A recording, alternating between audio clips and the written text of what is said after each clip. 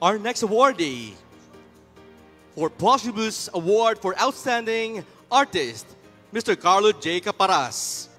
Carlo J. Caparas, known as the Comics King of the Philippines, to be represented by Miss Peach Caparas and CJ Caparas.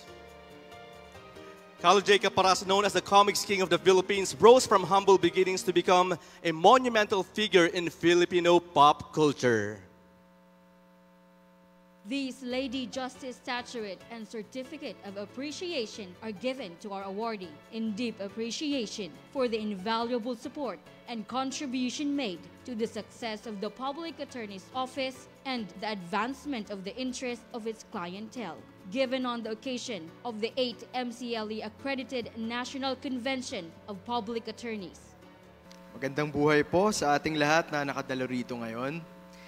Nagpapasalamat po kami kay Chief Acosta at sa lahat na rin po ng bumubuo ng PAO office.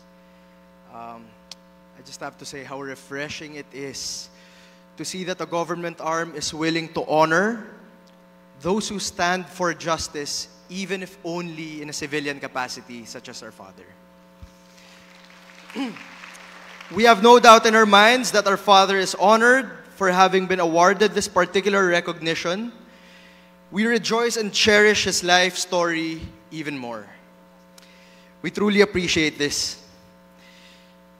And having come from where he did, isang Muslim po sa Kapasigan, what was once a story of rags turned to riches and ups and downs all over.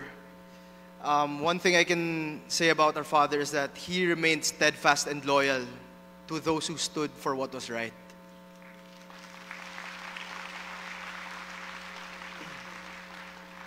And this award is also, we would like to share this award also with our late mother, Miss Donna Villa Caparas.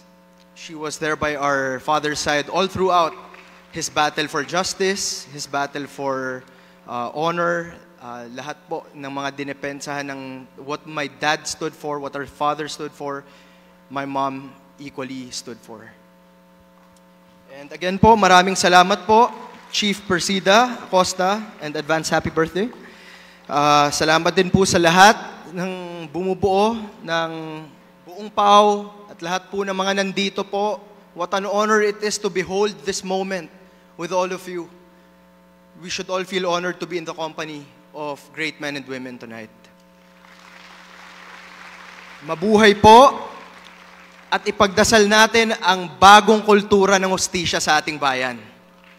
Once again, the Posthumous Award for Outstanding Artist for Mr. Carlo J. Caparas. Chief, I just want to greet you. Happy birthday po. At sa inyo pong lahat, thank you so much sa lahat ng ginagawa ninyo. Kasi po, yung mga pinaglalaban nyo, tulad po ng daddy ko. Tulad po ng daddy ko na walang kapasidad ipaglaban ang sarili niya. Kayo po yung gumagawa nun. Kayo po nagme-make sure na walang naaapakan in the name of justice. And I believe you will be part of making the new Philippines, especially with Chief Acosta at the helm. Thank you so much for everything you have done for our country. Thank you and congratulations. All glory and praise to our Lord and Savior Jesus Christ. Thank you.